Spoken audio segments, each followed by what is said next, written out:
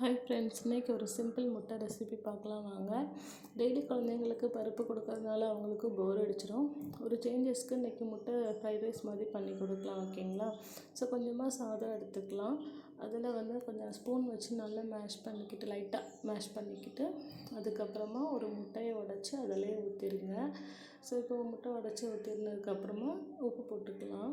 உப்பு சாதத்துக்கும் முட்டைக்கும் சேர்த்து வேணுன்றதுனால ஒரு சின்ன ஸ்பூன் 1 ஸ்பூன் போட்டுக்கிறேன். அரை ஸ்பூன் ஜீரகத்தூள், 1/4 ஸ்பூன் மிளகுத்தூள் சேர்த்துக்கிறேன். இப்போ அதை நல்லா மிக்ஸ் பண்ணி விட்டுறலாம். சாதமும் முட்டையும் நல்லா மிக்ஸ் ஆகிற அளவுக்கு நீங்கள் கிண்டிடுங்க, ஓகேவா?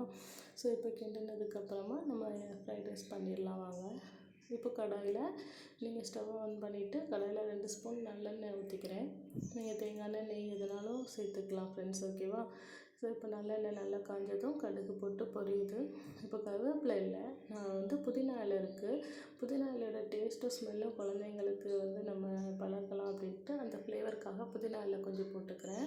அதுக்கப்புறமா நம்ம கலக்கி வச்சுருக்கோம் இல்லையா முட்டை, சாதம், உப்பு, மிளகுத்தூள், ஜீரகத்தூள்லாம் அது எல்லாத்தையும் மிக்ஸ் பண்ணதை போட்டு நல்லா ஃப்ரை பண்ணிடணும் ஃப்ரெண்ட்ஸ்.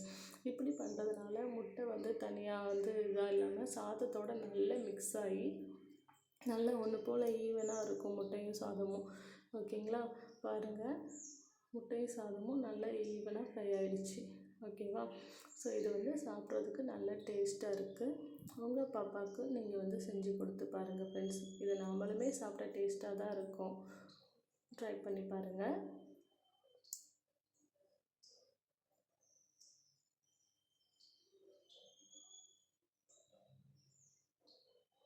Thank you.